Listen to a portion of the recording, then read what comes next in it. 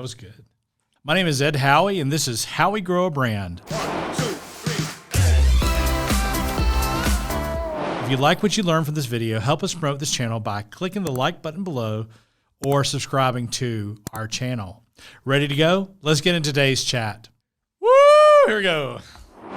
Much of what you and I have done since our leaving H-E-B has been working with smaller companies, working with less billion-dollar companies, like some upstarts, some startups, create new categories.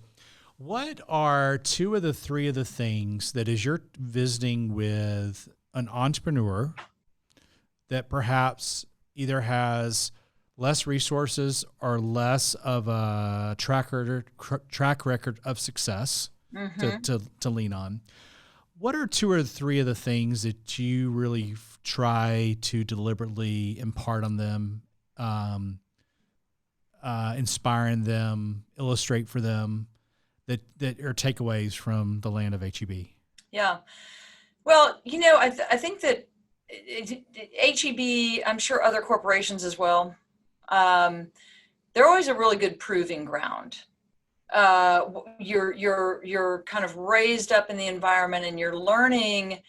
I feel like both of us learned from the best working at H-E-B. For sure. So, but what I've been able to take away from that is, you know, getting smaller companies to focus on what they really do.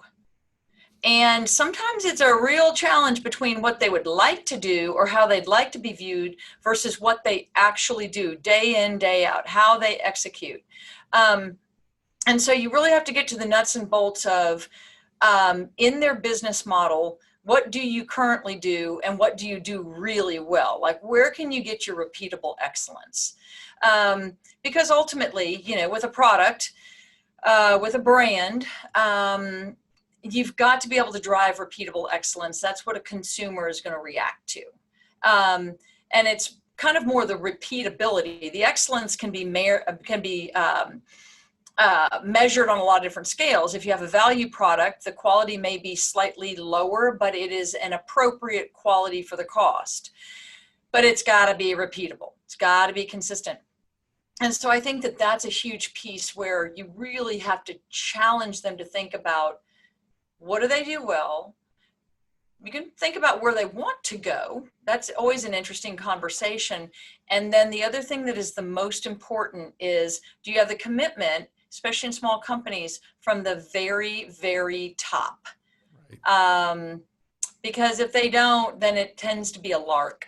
And that can jettison projects pretty quickly if, you know, top leadership's like, yeah, I was never behind that to begin with. So, but sometimes you have to tease that out. People don't like to quash someone else's dreams automatically, especially in a small company. Sometimes they're family owned or family held. So sometimes you have to really pull that out of them, that they are not supportive of the idea, and then find something that they do want to support and invest in. Because there's bumps along the way. And you got to be able to make it through the bumps if you're going to get your product to succeed. So that's interesting. So, you know, you hear about the necessity for having that endorsement from the top. Mm-hmm. Sometimes what I see is just the opposite. You have the endorsement from the top, but you don't necessarily have the capacity or the capability of the organization. Sure. You know, one of the things that was interesting is that, you know,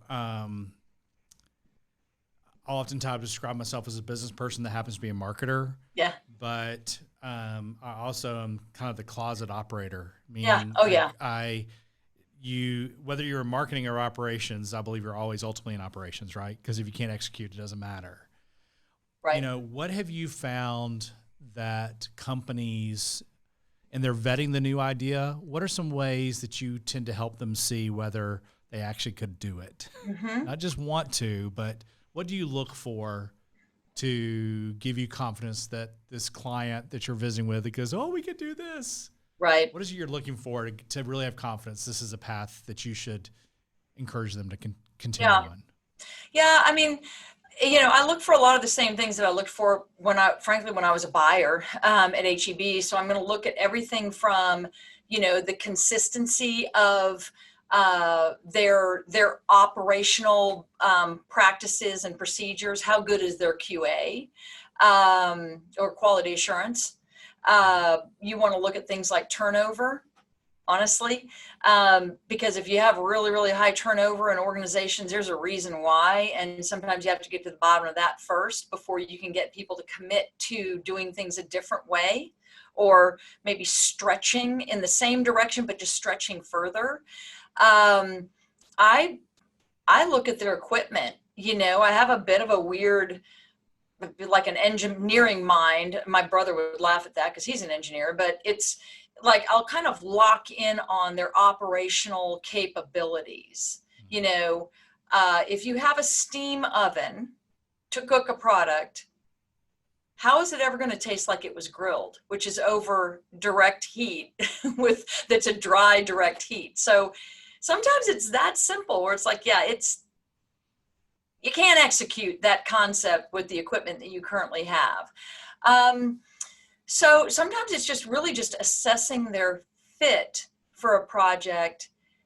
And then interestingly, if they do have top management commitment, then usually they'll figure out a way to get it done. Either they hire the resources in, maybe they partner with someone else and they really want to go down that direction. But I think it's a matter of always having kind of fiercely honest conversations with your clients. I'm a pretty candid person, and I appreciate candor in another. Probably more than others appreciate candor from me. Like I owe it sometimes. It's like, hey, let's have a heart to heart. I have no idea what you're talking about. I'm sure you don't. But it's important. You do have to be very candid about what you see. And then, but if it's something they're committed to and they really want to do it, then it's a matter of partnering with them and figure out, okay, if that's what you really want to do, let's figure out how we can get there, right. Stepwise, figure out how we can get there based on what you currently have as far as resources. What other resources do we need to bring to bear? And I think that's one of what do you need to make it happen? Yeah. I believe that whether it was something that perhaps I came up with or my team came up with at HEB in particular, but even since then with other clients, is that going from idea to execution ability, they're not two separate conversations. You have to have the idea and the execution ability. You can't just have one of the others. Oh yeah, no question. We have a 3-step process we look at, is that how do you orchestrate it? Like, how do you put all the pieces together? How do you operationalize it? So how do you actually have the ability to do it more than once, right? Right. Then if you can do those two, optimizing it for maximum efficiency. But we can get enchanted by the idea, but if you can't figure out how to make it work and you're not willing to invest the resources, then that kind of gives you the answer. And unfortunately, Right. I know me as an entrepreneur, a lot of times that's not enough for me to hit the brakes, right? Right. But, that's one of the things is that as we're looking for ways to innovate, I like what you said about be willing to look outside your organization for resources. Sure. But also take a very hard look at your organization to really measure the probability of operationalizing it. Awesome. Thanks, Molly. Thanks, Ed. So that's it for today. If any of this works in your business this week, I'd love to hear about it in the comments or just message me. I'm Ed Howie, and you've been listening to How We Grow a Brand. Hope we've inspired some joy in you, and you'll inspire some joy in others. See you soon.